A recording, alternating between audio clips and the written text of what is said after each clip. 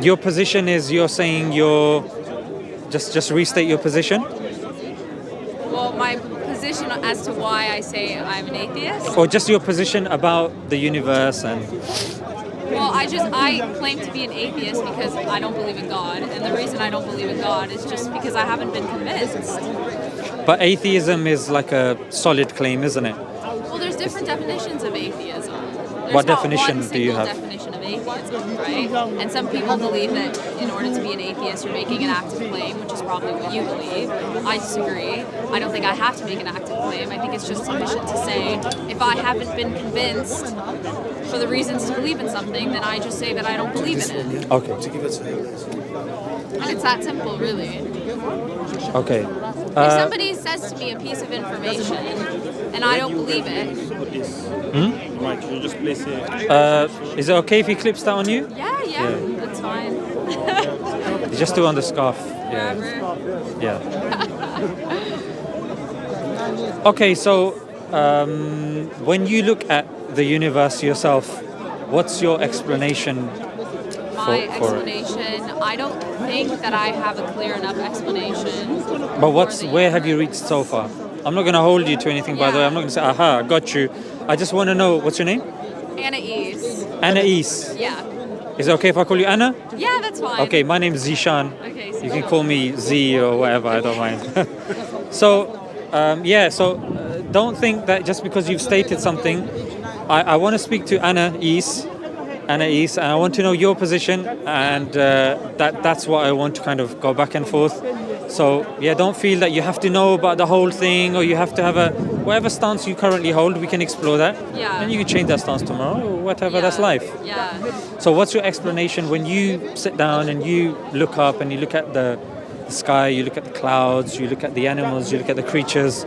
What's your explanation to how it kind of came into existence? I mean, I think instinctively we all come up with our own explanations for things, right? Whether an idea comes to us or whether somebody told us something that's really convincing, and it happens to me too, but I really do try my hardest, and I fail at it, but I try my hardest to base my beliefs on any objective evidence that I can get. And usually that means that I base my beliefs in science. And I think that is why I struggle so much with being convinced to believe in God, because I'm not sure that science could provide an explanation for that. And, it would require a leap of faith. And I'm just not convinced. Just hold this for now, please. Yeah. So, in terms of my beliefs about the universe, the beliefs that I do have about how we're here and how the universe was created is based on however much I've been able to read on what science can provide as an explanation as to the cause of the universe. So that's where I base my beliefs on, is science. Okay. As much as I can, of course, because we don't have all the time in the world to read. No, that makes sense. And to be honest, that's a position, it's not that uncommon. Because even from a young age, when we go to school, even when it comes to the inventions that we see, science is held up, as a great contributor to what we see today, of course.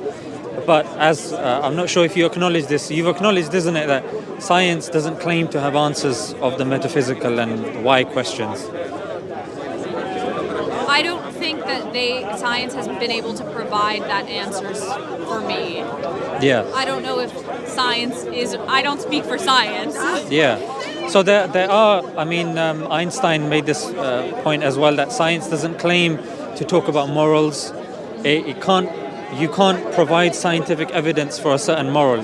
You can't. I disagree. Yeah. How would you kind of evidence if something is good or bad using science? So I take a lot of my beliefs on morality based on Sam Harris's book on morality. I don't know if you're familiar with Sam Harris. Yeah, so he believes that we can determine objective values based off of science, and that science can help us make moral claims. And so the reason for that is science can tell us whether or not a behavior is conducive to human well-being. And if it is conducive to human well-being, then we would say it's moral. If it's not, then we would say it's immoral. Now, of course, science still can't provide all of the answers, but that's not to say that they can't provide the answers in principle. And also, you'd have to believe that, morality is based on human well-being. I personally do believe that that's what morality is. So that's how I get my morality. So your morality is the pleasure and pain principle, yeah, the harm principle. Because that's in essence the summary of what he posits to be something that's moral. If something gives you pleasure, that's good. If the pleasure outweighs pain, that's good. If pain outweighs pleasure, it's bad. But not just on an individual level. Also, we're taking into account everybody's human well-being, so it's not just mine. And also, when we talk about pleasure and pain, we're also talking about long-term pleasure and long-term, right? Yeah. So it's not that just because something brings you short-term pleasure that's conducive to human well-being. The only problem with that is, of course, different societies are exposed to different stimuli, and their collectives are going to be based upon their current understanding. For example, if you go to the Amazon rainforest, their morality is going to be different to, say, somebody else's morality. So again, it comes back to this point, and I don't think even Sam Harris has made this claim that you have objective morality within our, that we can evidence objective morality from science. Because like you said, something longitudinal utilitarianism. You're aware of utilitarianism, yeah? So longitudinal utilitarianism is something, again, is subjective on certain communities. Certain communities will have a big issue with, say, covering certain parts of the body. Yeah. Certain communities won't have an issue with that whatsoever. And these are two moral stances. But I do think that it's possible in principle that science could give an answer as to whether or not it would be conducive to human well-being to be more modest, or to what extent we should be modest. Like, I do think in principle that answer science could give us. Whether or not we have that answer today, we don't, but I do think it exists. And I do think as science progresses, what we will be able to say is moral or immoral will be increasingly constrained. So as an example, hitting your child, so using corporal punishment. There's overwhelming scientific research to show that is something that is not conducive to human well-being because it makes children more aggressive. And so then we could say, if there's an overwhelming amount of scientific research to show that a certain type of behavior is going to cause more long-term suffering, then it's hard to then say that is moral. The thing is, science bases its model primarily on induction. And induction, again, is a very limited process. It's observations, and those observations continuously change. Yes, indeed, that research might be there, but the research to suggest even when we started speaking as a species, there was like a standard kind of agreement just a couple of days ago. There's a research that's come out saying, no, it's actually 7 times further back. So it's constantly going to change. And that's why I say when it comes to objective morality, science itself is a model based upon... So she's preaching Christianity. I know, it's very interesting. I'm not sure if Jesus would approve. But I agree. If he said, give the other cheek, I don't think that's exactly indicative of that. So, because science is something that's induction. At the age of 56, he married a 9-year-old child. Science is based upon induction. Induction is based upon your observations. thank you. So, That's all right. so based upon morality is something, would you say that morality is constantly Can I just touch back on your point about how new scientific evidence came out disproving previous scientific evidence? And I think that's an important point. And the morality changes as well, according to you. But I don't think necessarily that means morality changes, because what I would say is that is just evidence. Like, there's a difference between answers in practice and answers in principle. So just because science is pointing to a certain answer right now doesn't necessarily mean that it's the correct answer. Like, you're right, we might do further, research and discover that actually what we thought was wrong. But it's not that there wasn't an answer in principle. It's just that we hadn't done enough research to get to the right answer. There's also one thing I also want to draw your attention towards as well, because you're correlating harm with wrong. Because you're saying if harm is being brought to so-and-so, that implies that it's wrong. Well, not necessarily, and that's why I don't use the word harm, I use well-being, because I do think a certain amount of harm is necessary and good to well-being. Like, Exactly. suffering is a necessary part of human existence, and I don't think all suffering is bad, if that makes sense. But what I'm saying is, when it comes to science, science will base things upon harm. It will be based upon certain synapses firing. It will be based upon the temperature increasing. It will be based again on the material and on the physical. Yeah. Science can, and it hasn't ever, and it won't, because it's not in the scope of science to say this is good, this is bad.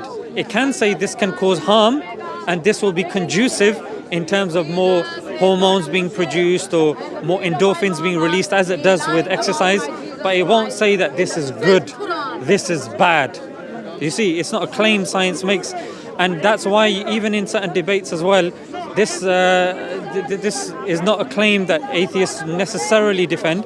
You're welcome to defend it, but to say that if I do an experiment, let me give you one simple example. If, for example, a baked cake was on my table, and I had to use science to determine why it was made. Yeah, I can kind of look at the chemical construction of it and all that sort of stuff. However, it would never be able to tell me why it was made or if it was made for a good reason.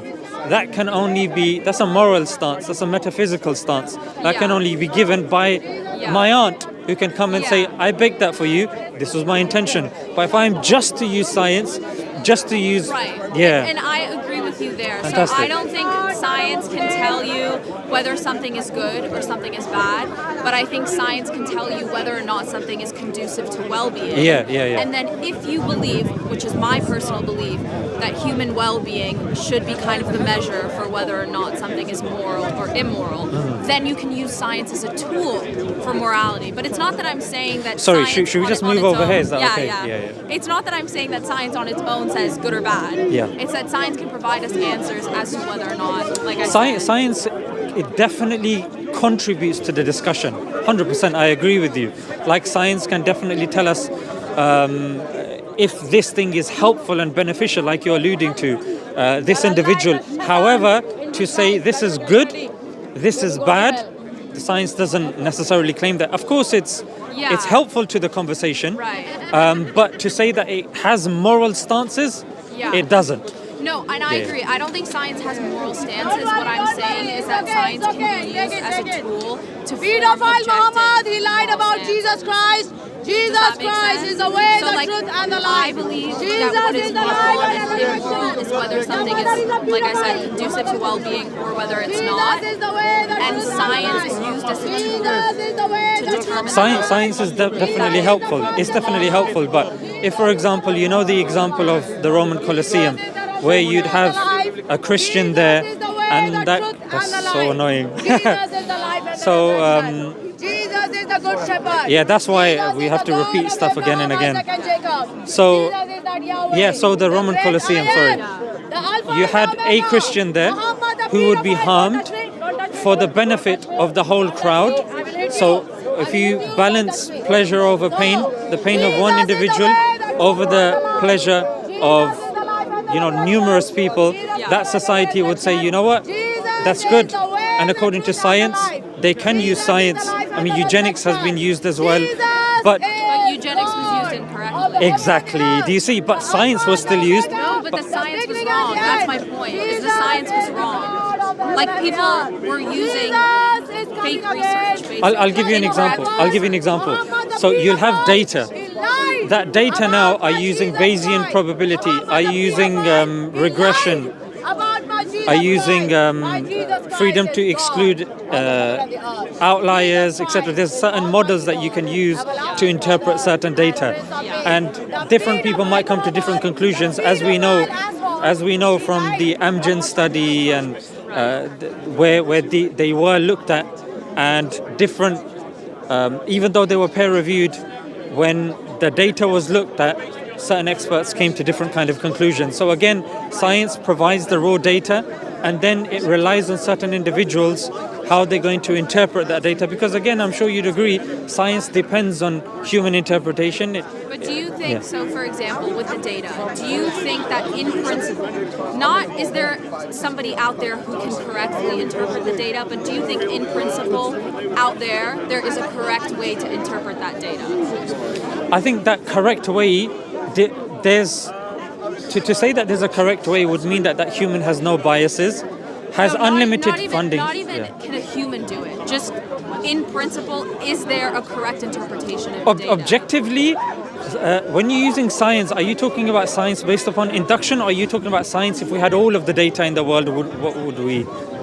Because I believe if you had all of the data, then you naturally come to an informed position. However, when you base it upon your limited observations, as had happened at the time of Isaac Newton, and then he was abrogated by Einstein based upon more observations that came in, and he was again is somewhat being abrogated by quantum mechanics because we're having more and more observations. Do you see? Yeah, so I think we both agree, though, there is an answer in principle. Like you said, you know, if we were able to compute in all of the data... unrealistic principle, if we had all of the... I'm not even claiming that we can get there, that it's even possible to know, but I'm saying in principle that answer exists. Fantastic. I'm not saying we will ever be capable of getting to that answer, but I think, like, that answer does exist. And for me, I think we can get closer to that answer by using science. And for me, that is the So science is a tool. I agree with you. Science is a tool that even we utilize as well. But to claim that science will give a conclusion that is objectively measurable, that's where I think we're on shaky ground here. I think science can provide a conclusion, an objectively correct conclusion in principle. Whether or not we can do that in practice, I don't know. But I think in principle it can. Because there is an answer out there. I'm not saying I will get the answer. I'm not saying we will ever get the answer. Has it given an objectively measurable thing when it comes to morality, in your opinion? In my opinion, I think that science has been able to give me a lot of answers as to things. What one thing can we look at that you can say that's something that... Well, the example I gave you earlier, like using corporal punishment. But back in the days, there were also studies to suggest how beneficial that is. And certain people, there have been counter studies to that as well, to suggest how people that have gone through that, again, I'm not advocating for that because it's against the law here, but somebody that is going through that, there will be certain people saying, you know what, we've grown up with that and we're happier. If we didn't receive that, that would be an issue. And there is scientific research to back that as well. Do you see? So to say that there's something that objectively would be accepted, again, but let's put this on ice for now. We can come back to this. But I would also say, like, for example, there are conspiracy theorists that come up with their own evidence as to why the Earth is flat. You know what I mean? And it's like, I guess they're using their own version of science, but it doesn't mean that it's correct. And there are better answers and better research. And for me, I just try my hardest to find out whatever is the most credible and most objective evidence. And obviously that's really difficult to do. It is, especially when it comes to certain scientists getting funding and the peer-reviewed process. And there's a lot of these things that can inherently be contaminated. 100%. And then affecting us as well, because we would technically take the things that will confirmation bias, etc. Yeah. But this is a fantastic conversation. We can continue this, but like the brother started, I don't know where he's gone now. What he started with you was, do you accept that you exist and that I exist? Yeah. Okay. And then he said that there are 3 types of existences. Yeah, he told me about that. Yeah, the contingent existence, a necessary existence, and an impossible existence. So this is in modal logic. It's something accepted by Leibniz, Aristotle, etc., etc. Do you accept that premise? That there are 3 types of existence, or do you think there's another type of existence? I'm not sure that I understood it fully. Okay, no problem. Then if I say it, just stop me in the middle. Don't be polite and just nod along and not understand it. You're more than welcome to just stop me and say, what did you mean by this or that? And I'll try my best to explain to you if I can. So existence, because however skeptical you may be, the skeptic typically says, how do we know? Yeah, how do we know anything? Yeah, so Descartes, he says that, okay, at the very least, I think, therefore I am. Yeah, that was his kind of conclusion as to why he exists. Yeah, the fact that he's thinking that necessitates that he exists. He's alive. So in philosophy and in modal logic as well, there's three types of existence. You got contingent existence, which is a fancy way of saying something that depends on something else. There's certain criteria for that as well, which we can unpack later if you want. But for now, I don't want to inundate you with too much. If you ask for it, I can unpack it for you if you want. So something that's dependent, something which is independent, also called necessary, or something which is impossible. Yeah, like the law of non-contradiction, like a squared circle. Okay. Yeah, it doesn't exist. Yeah. So as human beings, would you say that we are dependent or independent? What do you mean? Just dependent on things around you. Like human beings were dependent on air, we're dependent on water, we're dependent on sunlight, dependent on food and on sustenance. Yeah. So we're dependent. So we dependent on something else. That depends on something else. And it continues. Now philosophically, there's two options here. Either there is an end to that chain, or there's an infinite regress. You understand infinite regress? Yeah. So those are the two options. Which of those two options do you think makes the most rational sense? Well, Or is there another option? I mean, I'm not sure because even with infinity, I mean, the concept of infinity. We're talking not a mathematical infinity. We're talking about a practical infinity. And even when we're talking about infinity, the reason why infinite regress can't take place, let's just say if I'm about to throw something, yeah, and I have to ask someone's permission, they have to ask someone's permission, they have to ask someone's permission. If it goes on for infinity, I'm not going to be able to throw that ball, am I? Yeah. Because there's no confirmation. So the mere fact that we exist means that there was an end to that chain, which in philosophy is called the necessary existence. Yeah, an end to that causal chain or contingent chain. Make sense? Yeah. Okay, so you had an issue with the infinite thing. I don't want to go forward if you're a bit unsure of that. Should we unpack that a little bit? That's okay. No, you can continue. Okay, no problem. So what we would say is philosophically, logically, rationally, you can't have an infinite regress of dependent things. So for us to exist, the mere fact that we exist, there has to have been an end to that chain, which we say is a necessary existence. Now for us, does this argument make sense for you at the moment, logically? Yeah, that makes sense. So then we take it a step further. We say this necessary existence has to have been independent because it's the end to that chain. It's the end to that chain. Okay. Independency? It has to be pre and post eternal. Reason being, because everything depends on it, if that thing ceased to exist, then we would cease to exist and everything would be destroyed. Yeah, so the mere fact that we have a continuation, we're here, we have a continuation in our experience, that means we're not being destroyed, that means the necessary existence is still there. Yeah, it's not coming in and out of existence. Yeah, so pre and post eternal. I would also argue that it has a will.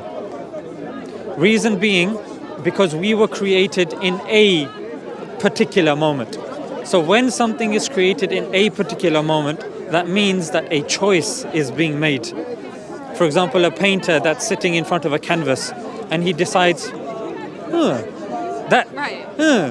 means that that person has an idea in mind, a choice is being made that they are painting something. Make sense? You're more than welcome to jump in. I don't want it to just be a monologue. So we said independent. One, because it's the end of the causal chain, doesn't beget nor is it begotten. Because it's the beginning, naturally it doesn't have something that it depends upon, and there's nothing like it naturally because everything else is contingent. That thing is necessary, i.e. anything that you see around you is dependent. It depends on something that doesn't depend. Now, as a Muslim, that's our definition of a God. Yeah? We don't believe God is a tree. We don't believe God is a human being. We don't believe God is us, like we're not God. So logically and rationally, to you, Anna, is this something that is conceivable? logically to you? I think where I struggle is making the jump from a first cause that then equates to how you conceptualize God. But that's just what I said in terms of will, which you didn't have an issue with, Well, independence. with will, I mean, I would say, here we're going to disagree, I think, fundamentally. Of course. Because I assume you don't believe in evolution. I don't believe evolution contradicts religion. Okay. Because evolution is a working model that we have. Dawkins has accepted this in the Devil's Chaplain as well. Yeah. He says Yeah. that if tomorrow we have different observations, we have every reason to change it. Yeah. We have no issues with that. Yeah. But we have an issue, and now when people come and say this is the model, it's written in stone, Yeah. and you must believe this. Right. That's the issue that we have. Okay, And I ju- understand that. Yeah. I think for me with the will thing, like, Just so I can just finish this Yeah, point. yeah, of course. When it comes to evolution, Big Bang, we say these are mechanisms, and God is a creator of mechanisms. okay. So we believe there's a category mistake when people are asking us to choose one or the other. Right. We believe just because you know how something works doesn't exclude the creator. For example, a Ford car was created by Henry Ford. Just because I know how a car works, oh, these are the pistons, this is the engine, this is where the oil goes in. Oh, I know how it works, therefore there's no creator. I'm saying that's fallacious reasoning. I'm saying just because I know how it works, Henry Ford still created it, but I know how it works. Like that gives me more knowledge, but it doesn't exclude the creator. Right, okay. How does that sound? I mean, I understand what you're saying. I think for me, I don't necessarily believe that even if I were to say, okay, I agree with you that there was a first cause. Let's say I were to say that. I don't then necessarily believe that it follows that then this first cause that then created the second cause also had an intention for the 500th cause. Let's say like we're the 500th cause, right? I don't think that necessarily follows. And so because I do believe in evolution, I believe that the fact that humans exist.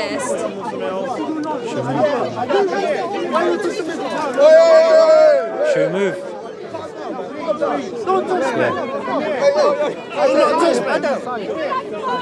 What's wrong with you? Talk with your mouth. I didn't come to you, but still already come to me. Abdul Karim, let's move.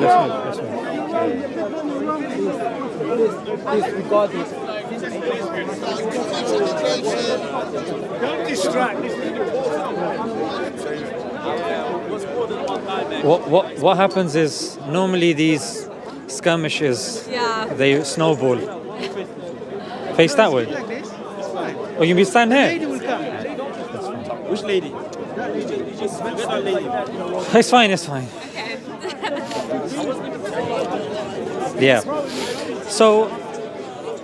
Yeah. So we believe that these are all mechanisms. Evolution is our understanding and our conception of this. Again, it doesn't explain why, it doesn't explain purpose, and it doesn't claim to. And that's something that is sought metaphysically. For example, even induction. Science relies upon induction. It relies upon testimony.